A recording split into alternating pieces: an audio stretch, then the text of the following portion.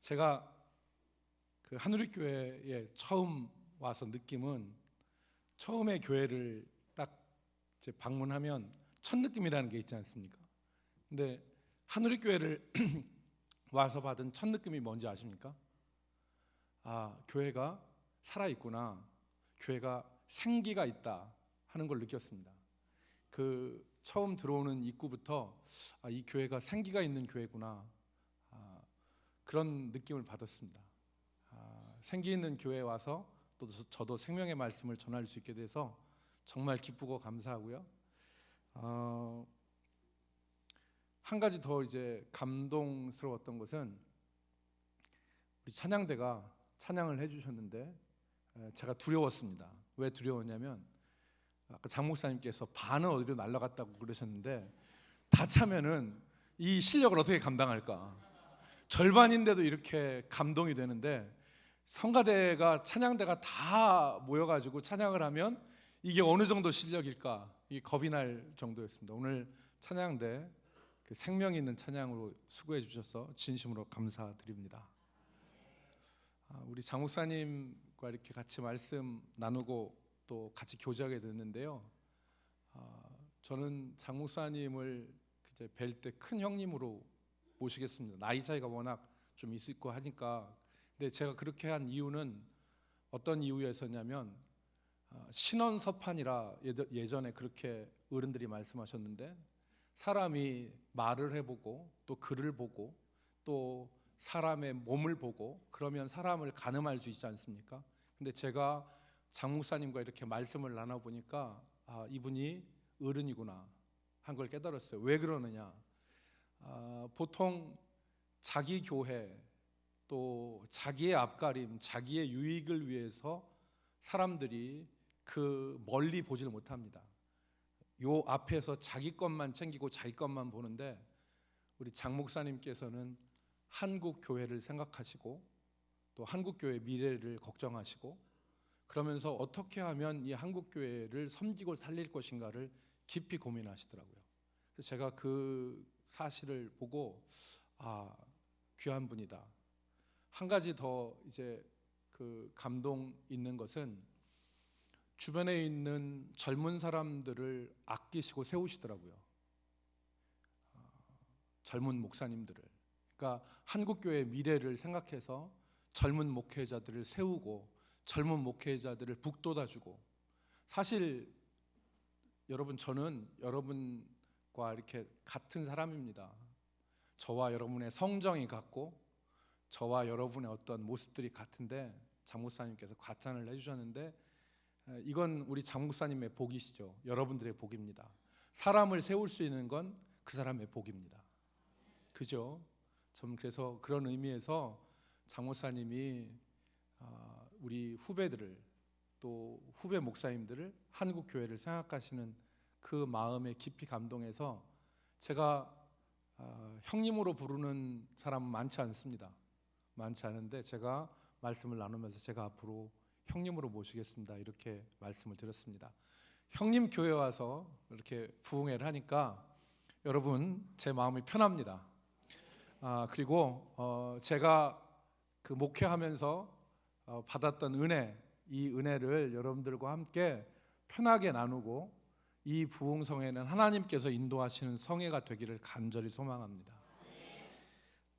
부흥회를 이제 부흥 사경회를 시작하기에 앞서서 그 저희 교회 성도 이야기를 하나 하겠습니다.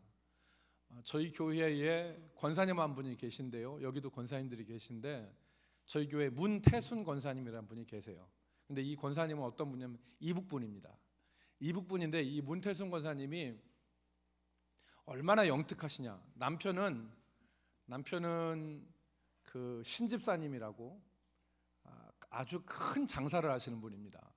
옛날에 보통 그 장이 서면 그 장에 거상들이 있었는데 이분이 어떤 장사를 했냐면 전국에 있는 고추를 다 이분이 수매를 합니다.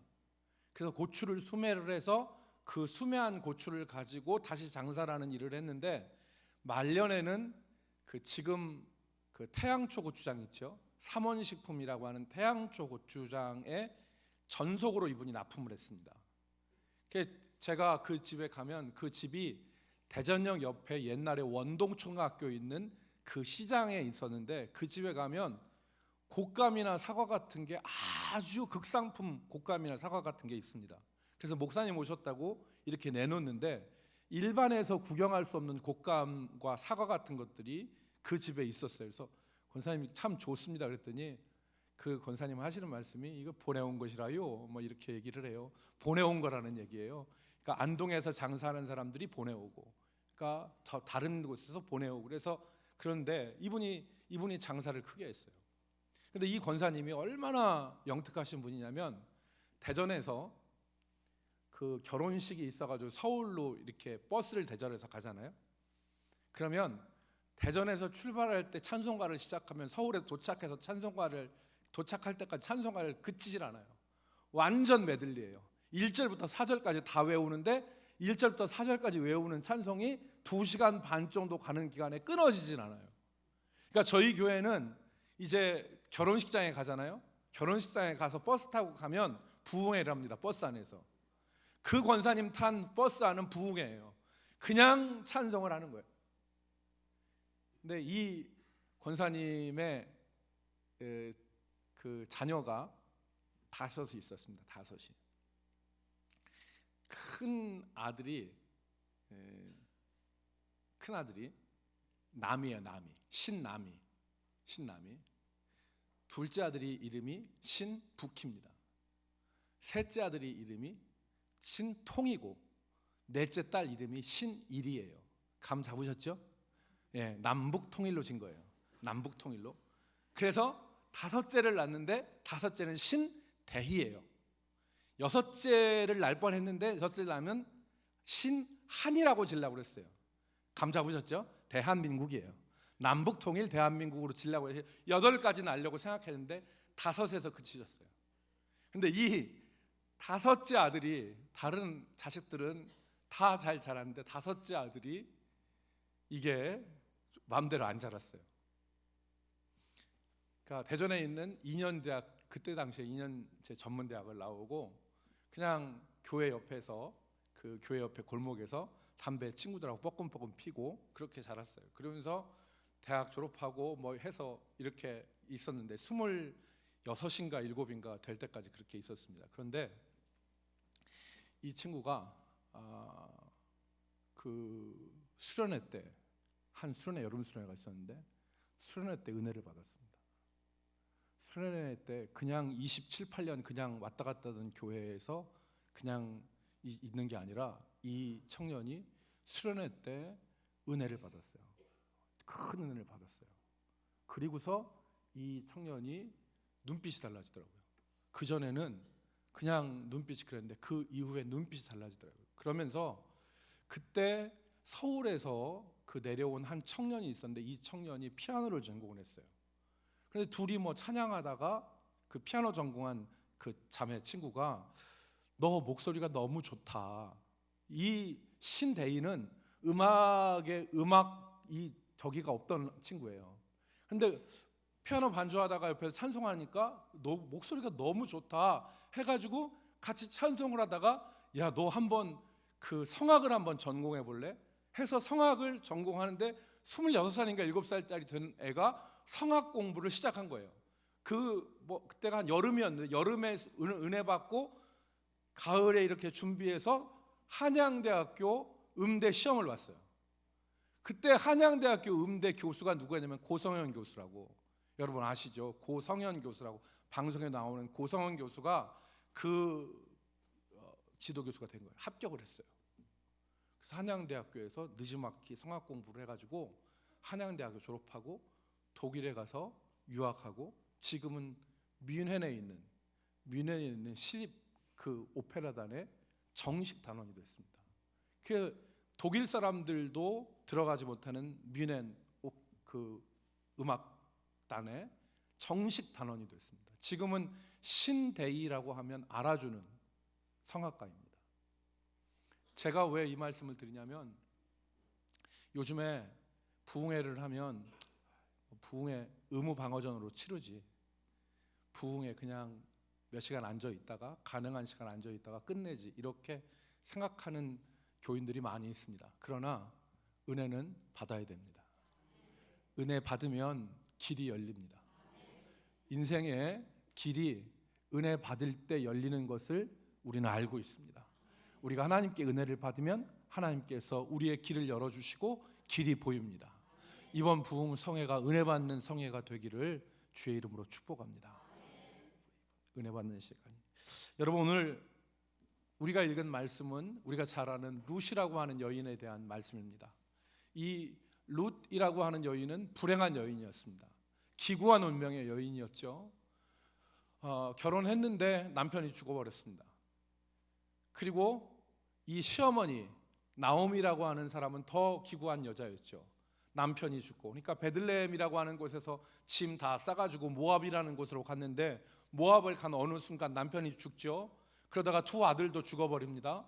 그러니까 셋, 남편을 잃은 과부 셋이서 같이 앉아서 남게 된 거죠. 그랬을 때 이 기구한 운명의 이 여인들이 눈물을 흘리면서 각자의 길을 가자고 하는데 이 룻이 나오미를 따라서 베들레헴으로 오지 않습니까? 그런데 오늘 이 룻이 운명이 바뀝니다. 이 사람의 삶이 바뀝니다. 정말 혀를 차는 그런 불행한 여인에서 축복의 여인으로 바뀝니다. 우리는 그것을 마태복음 1장에서 우리는 확인할 수 있죠. 마태복음 1장에 예수님의 족보가 나오는데 이미 아시다시피 거기 여자 이름이 5명이 나옵니다. 5명의 예수님의 어머니 마리아, 그리고 솔로몬의 어머니 밧세바, 그리고 유다의 아내였던 다말, 그리고 여기 룻, 그리고 여리고의 기생 라합. 이 5이 예수님의 족보에 나오는데 여자 여인들입니다. 이 룻이 축복의 사람이 되죠. 정말 축복의 사람이 됩니다. 그런데 이 축복의 사람이 되는 이 룻의 인생의 역전에는 몇 가지 우리가 기억할 일들이 있습니다. 오늘 그것을 이 저녁에 우리가 같이 한번 나눠보려고 합니다. 여러분, 지금 여러분의 삶의 변화가 필요하시다거나 아니면 내 삶이 좀 이렇게 변했으면 좋겠다라고 하는 소원이 있으십니까? 오늘 우리가 이 말씀을 내 말씀으로 받아들이길 바랍니다. 그래서 내 말씀으로 받아들여서 이 말씀의 귀한 축복이 여러분의 삶에 임하기를 바랍니다. 첫 번째는요, 룻의 삶에서는 무엇이 있었느냐? 결단이 있었습니다. 룻의 삶에, 하나님의 자녀의 삶에는 올바른 결단이 있어야 된다. 우리가 그것을 이 말씀을 통해서 깨달을 수 있습니다. 쉽게 얘기하면 룻은 마음을 잘 먹은 여인입니다. 마음을 잘 먹었습니다. 룻에게는 선택의 시간이 있었는데 지금 조금 전에 말씀드린 대로 룻의 집안이 폭삭 망했습니다. 시아버지 죽고 남편 죽어서 파탄난 상황에서 이 시어머니 나오미를 따라서 유대 베들레헴으로 갈 것이냐, 아니면 자신의 고향에 남아서 살 것이냐, 이런 선택의 순간이 있었죠. 그러니까 시어머니를 따라서 유대 땅으로 간다는 것은 고생이 훤히 보이는 선택입니다. 외부적인 조건으로 본다면 모압 땅에 남아서 친부모 밑에 남아서 적당한 남자 있으면 만나서 사는 게 이 여인에게는 편했을 것입니다. 그런데 룻은 시어머니의 반대도 불구하고 한사코 나오미를 따라서 유대 땅으로 돌아오겠다고 하였습니다. 미련하고 바보 같은 선택입니다. 그런데 룻이 그렇게 했던 이유는 분명합니다. 그에게 믿음이 있었기 때문에. 비록 모압 지방의 여인이었지만 나오미의 집으로 와서 사는 이 짧은 기간 동안 하나님을 알게 됐고 믿음을 가지게 된 것입니다. 여러분 아시는 대로 이 모압 지방에는 그모스라고 하는 우상을 섬겼는데 자기 자식을 불태워서 제물로 드리는 그러한 우상 종교였습니다. 그러니까 신앙을 가지고 있는 이 룻이 생각할 때는 내가 아무리 편하고 아무리 이 고생을 덜하는 이곳에서 우상을 섬기면서 살아가는 것보다 내가 고생을 하더라도 하나님에 대한 신앙을 가지고 믿음을 가지고 사는 것이 좋겠다는 결단을 내린 것입니다. 여러분, 오늘 룻기 1장 15절로 18절에 보면 최종적인 룻의 선택의 기준이 믿음이라는 사실을 우리가 깨닫게 됩니다. 15절 보십시오. 나오미가 또 이르되 보라, 내 동서는 그의 백성과 그의 신들에게로 돌아가나니 너도 너의 동서를 따라 돌아가라 하니 룻이 이르되 내게 어머니를 떠나며 어머니를 따르지 말고 돌아가라 강권하지 마옵소서. 어머니께서 가시는 곳에 나도 가고 어머니께서 머무시는 곳에 나도 머물겠나이다. 어머니의 백성이 나의 백성이 되고 어머니의 하나님이 나의 하나님이 되시리니. 여러분, 룻의 결단은 신앙적 결단이었습니다. 믿음의 결단이었던 거죠. 이 신앙적 결단이 룻의 인생을 바꾸어 놓은 것입니다. 인생의 한순간 어떻게 생각하고 어떻게 마음 먹느냐는 대단히 중요합니다. 특별히 믿음을 가진 하나님의 백성이 믿음으로 살기 위해서, 말씀대로 살기 위해서 결단하고 그렇게 마음 먹는 것이 얼마나 복된 일인가를 우리는 기억해야 됩니다. 우리는 그것을 룻을 통해서 확인할 수 있습니다. 새해가 되었는데 우리에게 신앙적 결단이 있기를 주의 이름으로 축복합니다. 이 한 해도 그냥 그렇게 살아가는 것이 아니라 내가 이 한 해 하나님의 뜻대로 살겠다, 남은 생에 하나님의 원하시는 뜻대로 내가 살아보겠다고 하는 결단이 우리 가운데 있을 때 하나님께서 인생의 변화, 인생의 역전시키는 귀한 은혜를 주실 것입니다. 여러분, 지금 스위스라고 하는 나라는 세계에서 손꼽히는 부국입니다. 복지국가 하면 스웨덴 아닙니까? 그런데 이 스위스라는 나라가 처음부터 그렇게 잘 사는 나라는 아니었다고 그러죠. 스위스는 국토 전체가 다 산으로 둘러싸여 있죠. 그러니까 농사 해먹고 살 수 있는 논이나 밭이 없는 거죠. 돌이 많고 산으로 둘러싸여 있습니다. 그러니까 이 스위스가 지금은 세계에서 금융업과 정밀, 시계산업이 발달해 있지만 그 전에는 그런 것도 없었습니다. 그러니까 이 스위스를 먹여 살렸던 산업이 무엇이냐? 논도 없고 아무것도 없으니까 용병 산업이었습니다. 남자들이 자기의 목숨을 담보로 해서 외국에 군인으로 나가는 겁니다. 그래서 거기에서 군인으로 살아 죽으면서 월급 받아가지고 고향에 보내는 겁니다. 이 용병 산업으로 스위스가 먹고 살았는데 프랑스 혁명 당시에 우리가 잘 아는 루이 16세와 마리 앙뚜아네트가 프랑스 혁명의 단두대에 처형되지 않았습니까? 그런데 이 프랑스 혁명 때 프랑스 왕궁이었던 베르사유 궁을 경비했던 그 사람들이 누구냐? 바로 스위스 용병입니다. 그래서 이 프랑스 시민혁명군이 베르사유 궁으로 몰아닥쳐서 베르사유 궁을 포위하고 함락시키는데 프랑스 군인들은 다 도망가 버렸습니다. 그래서 700여 명의 이 스위스 용병이 베르사유 궁을 지키는데 프랑스 혁명군이 잠깐 공격하는 걸 멈추고 이 스위스 용병들한테 얘기를 합니다. 집안 싸움이다.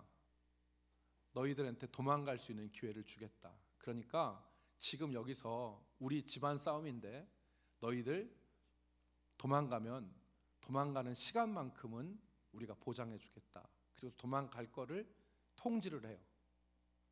근데 이때 스위스 용병 700여 명이 고민을 합니다. 지금 아무리 버텨도 이 프랑스 혁명군을 이길 수는 없어요. 죽는 거는 사실입니다. 남아 있으면 죽는 거는 사실인데 도망갈 거냐 아니면 지킬 거냐 딜레마죠. 근데 여기서 이 스위스 혁명군이 결론을 내립니다. 만약에 여기서 우리가 도망가면 앞으로 우리를 용병으로 쓸 나라는 한 나라도 없다. 누가 자기 살겠다고 도망간 용병들을 앞으로 쓰겠느냐. 그래서 이 스위스 716명의 용병들이 결론을 내립니다. 안 도망가고 이 자리에서 죽겠다. 그래서 그 잠시의 시간 동안 그 사람들이 가족에게 편지를 씁니다. 우리는 우리의 미래를 위해서 남기로 했다. 그리고 716명이 장렬하게 전사를 합니다. 여러분 스위스 르체른에 가보셨죠? 스위스 르체른에 가보시면 그 화살을 맞은 그 사자의 상이 그려져 있죠. 그게 바로 716명의 용병들을 기린 상입니다. 이 사실이 알려지고 스위스 이 용병을 로마 바티칸의 경비대로 사용하게 됩니다. 그리고 그 뒤에부터 스위스 용병들은 한 번 임무를 주면 죽을 때까지 자기 사명을 감당한다라고 하는 공식이 생긴 겁니다. 그래서 그 뒤에 스위스에는 돈을 맡기면 어떠한 일이 있어도 그 돈에 대한 보장을 해준다는 신뢰가 쌓였고, 그래서 스위스에는 금융업이 발달한 겁니다. 여러분, 세상적인 결단도 이러한 결론을 미치는데, 이러한 결과를 낳는데, 믿음 안에서 한 신앙적인 결단, 이것이 얼마나 큰 영향을 미치겠습니까? 오늘 우리가 그냥 살아갈 것이 아니라 믿음 안에서 결단하고, 믿음 안에서 하나님 앞에서 두 손 들고 서약하고, 믿음 안에서 하나님 앞에서 거룩한 두 손을 들어 결단하고 나아가는 그 걸음, 그 걸음이 복된 걸음인 줄 믿습니다. 이번 우리 한우리교회의 모든 성도들이 하나님 앞에서 결단할 수 있기를 바랍니다. 그래서 우리 마음속에 정말 하나님이 기뻐하시는 결단들로 인하여서 우리의 삶이, 우리의 인생의 방향이 바뀌어지는 역사.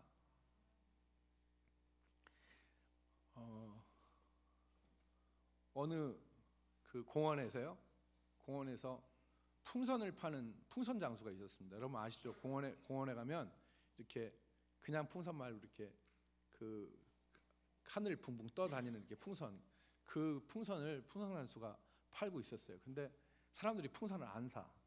그러니까 이 풍선 장수가 풍선을 팔다가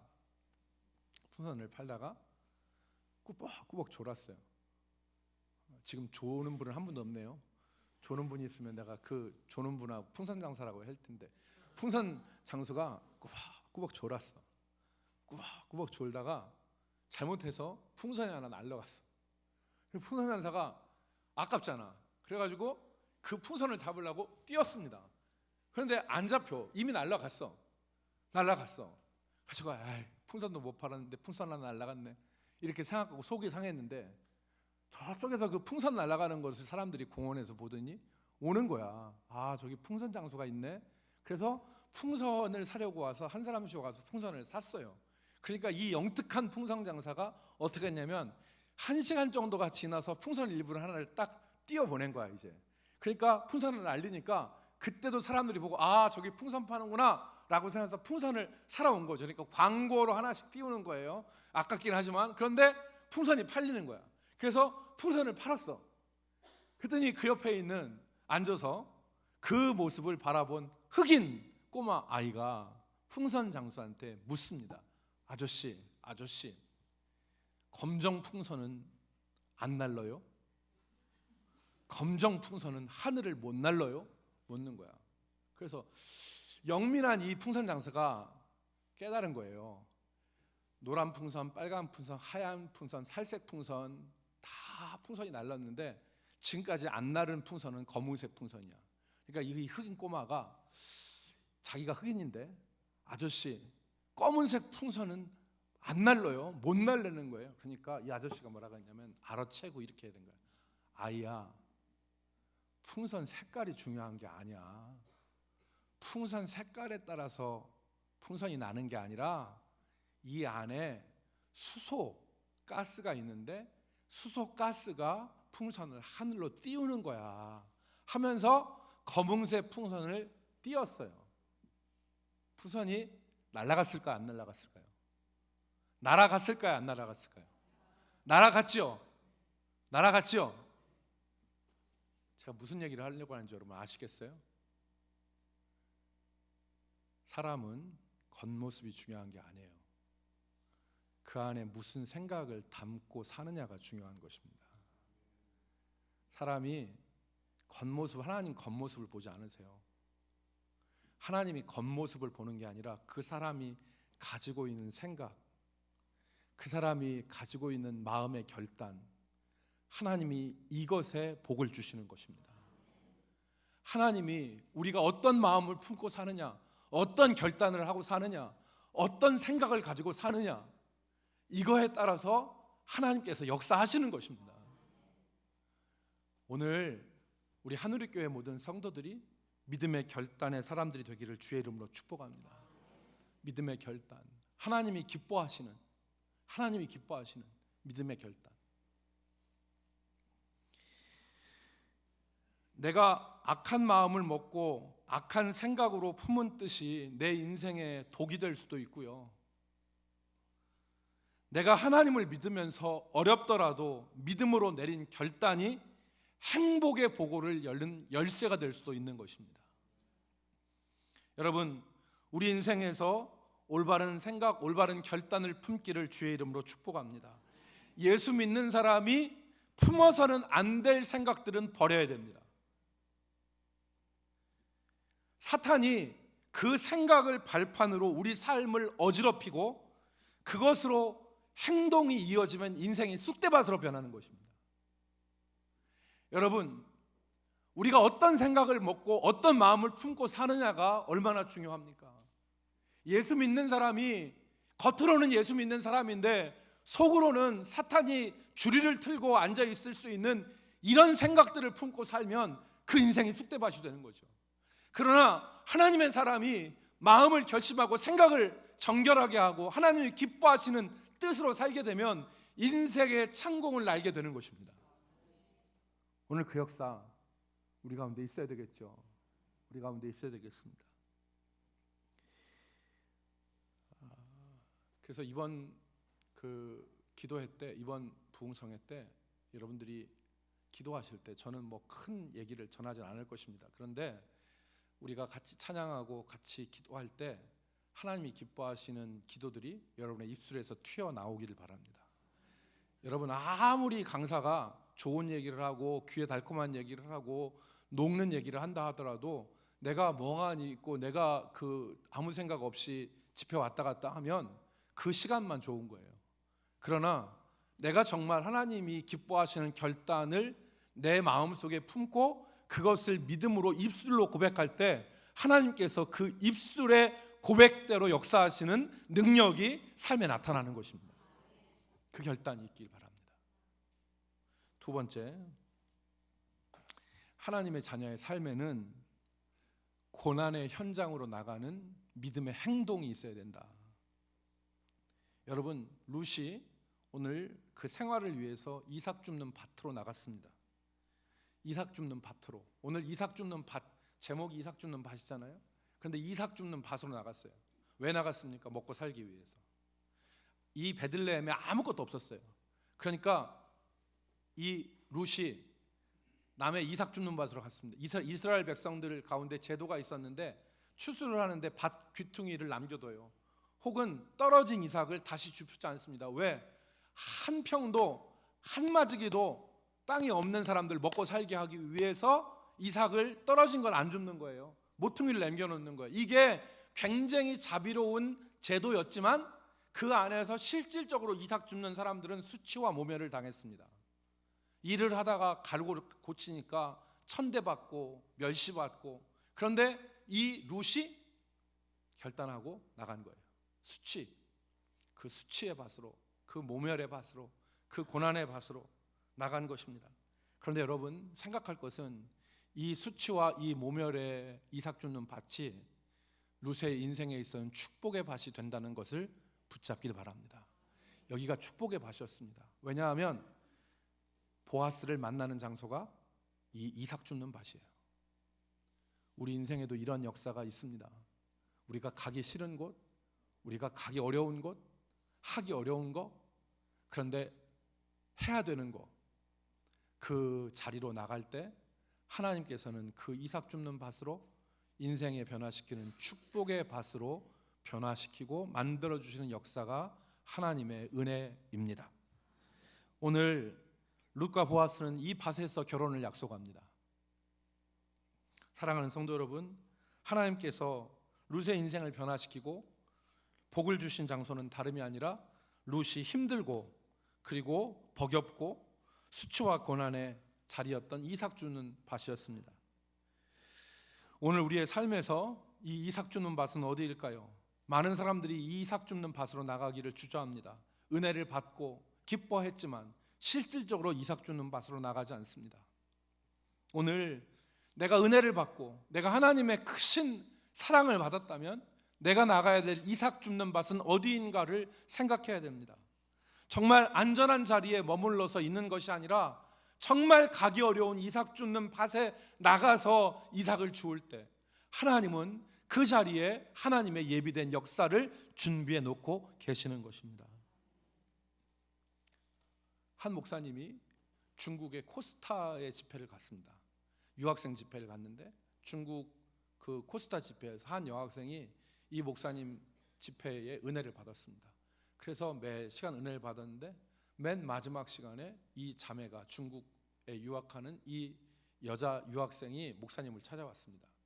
목사님, 제가 목사님 집회에 매 시간마다 은혜를 받았습니다. 그런데 오늘 제가 목사님 말씀에 큰 은혜를 받았는데 제가 감당할 수 없기 때문에 목사님께 상담하러 왔습니다. 오늘 성령께서 은혜 받은 저에게 하나님이 하시는 말씀이 아버지한테 가서 용서한다고 하고 아버지를 사랑하라고 말하라고 합니다. 목사님이 무슨 말인가 가만히 기다렸어요. 그랬더니 이 자매가 눈물을 흘리면서 하는 말이, 우리 아버지는 내가 어렸을 때 우리 엄마와 나를 버리고 다른 여자 만나서 호의호식하면서 살고 지금까지 우리 엄마와 나에게 생활비, 교육비를 한 푼도 안 주는 인간이에요. 어렸을 때 우리 엄마 버리고 나 버리고 다른 여자 만나서 지금까지 행복하게 살았어요. 내가 지금 공부하는 거 성공해서 우리 어머니, 우리 엄마, 나 위해서 고생한 우리 엄마, 나 위해서 고생한 우리 엄마 좀 보답해드리고 싶고, 내가 보란듯이 잘 성공해서 아버지 한 번도 눈길 안 주고 나하고 우리 엄마 버린 그 인간 내가 평생도록 외면하면서 사는 게 내가 보복하는 길이라고 난 지금까지 생각하고 공부했어요. 그런데 오늘 내가 집회에서 은혜를 받았는데 하나님이 나에게 하시는 말씀이 아버지 찾아가서 용서한다고 말하고 사랑한다고 말하래요. 나는 이거 받아들일 수 없습니다. 울면서 자매가 얘기를 했어요. 목사님이 그 자매한테 이렇게 얘기했습니다. 자매님, 그거 하나님께서 하신 말씀 맞습니다. 하나님이 일방적으로 아버지 편을 드는 게 아니에요. 자매가 은혜를 받았기 때문에 자매를 사랑해서 하나님이 주신 은혜입니다. 왜냐하면 아버지를 용서하지 않으면 자매가 결혼한 남편과의 관계 속에서도 불편함이 남아있을 것이고, 자매가 남편과 사이에서 낳는 아이도 그 불행의 씨앗을 계속해서 이어받을 것이기 때문에 하나님은 은혜 받은 자매에게 자매의 모든 삶의 아픔을 치료하기 위해서 지금 아버지를 용서하고 사랑하라고 말씀하신 거예요. 여러분, 이 자매가 눈물을 흘렸습니다. 그리고 아버지한테 갔습니다. 그리고 아버지를 용서한다고 사랑한다고 했습니다. 하나님이 일방적으로 이 자매 아버지의 편을 드신 것입니까? 아닙니다. 이 자매를 사랑하시기 때문에 하나님이 그 말씀을 하신 것입니다. 은혜 주신 하나님은 이삭 줍는 밭으로 나가게 하셔서 그 은혜 주신 자를 인생을 변화시키는 하나님의 역사를 경험하게 하시는 것입니다. 오늘 하나님 우리에게 은혜 주시고 우리에게 나가야 될 이삭 줍는 밭을 말씀하셨다면 우리는 아멘으로 나가야 됩니다. 오늘 7절에 있는 말씀에 보니까 뭐라고 말씀하셨습니까? 보아스의 밭을 주관하는 사람이 보아스에게 룻에 대해서 보고하기를, 저 소녀가 아침부터 나와서 집에서 잠시 쉰 후에는 지금까지 쉬지 않고 일하나이다. 그 고난의 밭 가운데서 최선을 다해서 일한 것입니다. 여러분, 있는 자리가 힘드십니까? 여러분의 사는 자리가 힘드세요? 그 자리가 축복의 자리입니다. 하나님이 우리를 기억하시고 어루만지시는 자리가 이삭 줍는 밭입니다. 여러분들도 힘들게 사셨죠? 저도 힘들게 살았습니다. 많은 어려움들이 있었지만 이삭 줍는 밭을 축복의 밭으로 변화시키는 그 하나님이 계시기 때문에 살 수 있었습니다. 여러분, 올 한 해도 이삭 줍는 밭으로 나갈 수 있기를 주의 이름으로 축복합니다. 세 번째는 정리하겠습니다. 첫 번째는 올바른 결단이 있어야 되고 믿는 사람에게, 두 번째로는 이삭 주는 밭으로 나가는 결단이, 행동이 있어야 되고, 세 번째로는 무엇보다도 하나님의 은혜를 의지하고 나가야 됩니다. 오늘 믿는 사람들은 하나님의 은혜를 의지하고 나가는 것입니다. 여러분, 오늘 룻의 인생에는 무엇보다 하나님의 은혜가 있었습니다. 하나님의 은혜가 아니었으면, 오늘 성경을 룻기를 보면 여러분들 다 성경을 워낙 장 목사님께 잘 배우셔서 성경을 룻기를 잘 아시지만 우연히 들어간 밭이 보아스의 밭이었습니다.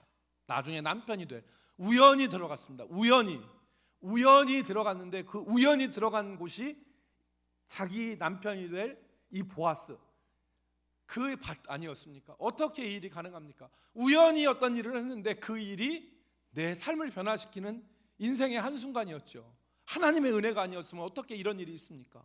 우리가 우연히 어떻게 했는데, 우연히 어떤 길을 걸어갔는데 하나님의 역사가 예비되어 있는 것입니다. 여러분, 이 하나님의 은혜가 룻의 인생을 바꿨습니다. 여러분, 룻은 단순히 남녀의 만남, 그리고 한 여인이 고난에서 성공으로 인생이 역전되는 스토리를 얘기한 사건이 아니잖아요.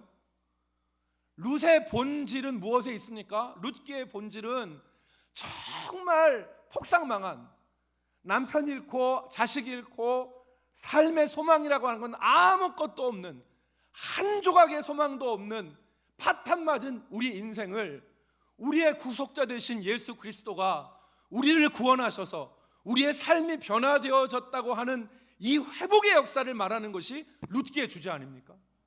우리의 이야기 아닙니까? 우리의 이야기. 나는 아무런 소망이 없었습니다. 나는 인생에 의미가 없었습니다. 내게 인간적인 가망성이 요만큼도 없었습니다. 나는 아무것도 아닌 사람이었습니다. 그런데 어느 날 하나님이 내게 찾아오셨습니다. 그래서 나를 변화시키고 나를 새롭게 하시고 나를 새롭게 빚으셔서 내 인생을 바꾸신 분이 나의 구주 예수 그리스도, 나의 하나님이라고 하는 고백이 이 룻기를 통해서 우리에게 드러나는 거 아닙니까? 여러분, 우리가 그런 가운데 있습니다. 우리의 인생에서 정말 우리가 의지하고 믿고 나가야 될 것은 하나님의 은혜입니다. 여러분, 오늘 2장에 보면 보아스가 룻에게 베푼 은혜가 나옵니다. 9절 말씀에 보면 자기 사환들에게 이삭 줍는 룻을 건들지 말라고 지시합니다.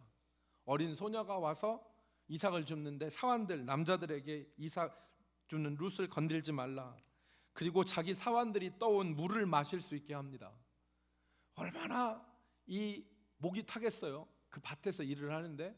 그러니까 사환들이 떠온 물을 마시게 한 것입니다.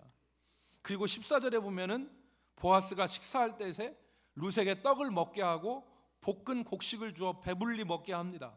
여기까지가 보아스의 호의였는데 룻도 알고 있는 호의였죠. 그러나 15절 말씀에 보면 룻이 모르는 은혜가 있었습니다.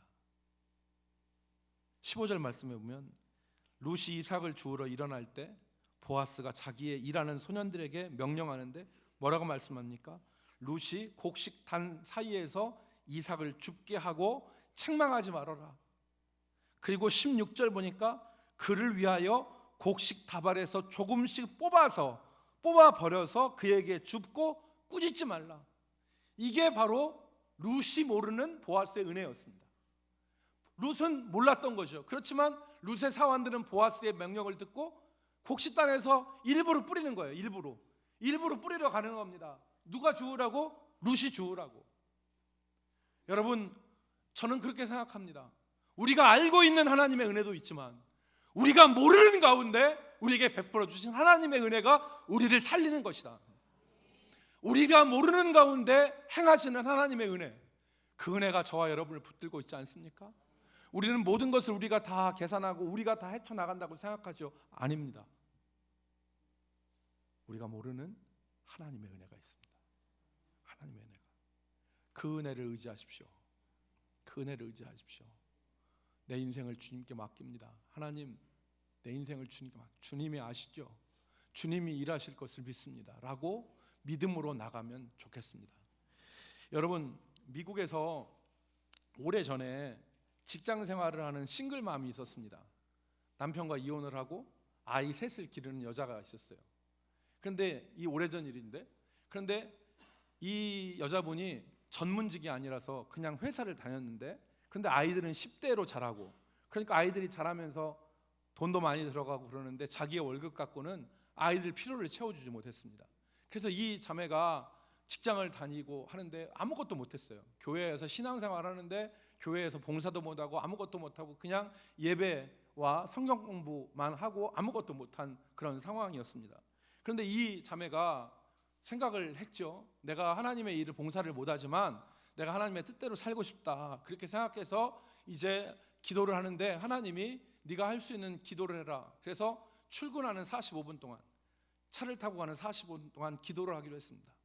그래서 기도를 하기로 했는데, 그럼 주님 누구를 위해서 기도할까요? 그랬더니 이 자매 마음속에 생각나는 사람이 며칠 전에 그 자기에게, 자기 회사의 고객인데 편지를 보낸 사람이 있어요. 내가 몸이 아파서 대금을 제때 보내지 못했습니다, 죄송합니다 하고 이 대금을 보낸 사람이 있었는데 그 여자분을 위해서 얼굴도 모르는데 기도하기로 했어요. 그래서 계속 그 오가는 사이에 기도를 하는데 이 여자만 생각하면, 기도만 하면 눈물이 줄줄 나오는 거예요. 왜 이러지? 얼굴도 모르지만. 그래서 한 달 정도 기도를 한 이후에 신뢰를 무릅쓰고 편지를 썼습니다. 내가 당신을 위해서 기도하고 있습니다. 이상하게 생각할지 모르겠지만 하나님이 내게 기도하는 마음을 주셔서 당신을 위해서 기도합니다.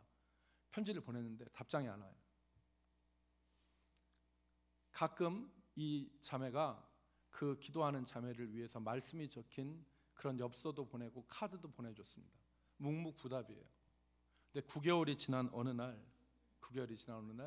어떤 남자한테 전화가 왔습니다. 그 사람의 남편이었습니다.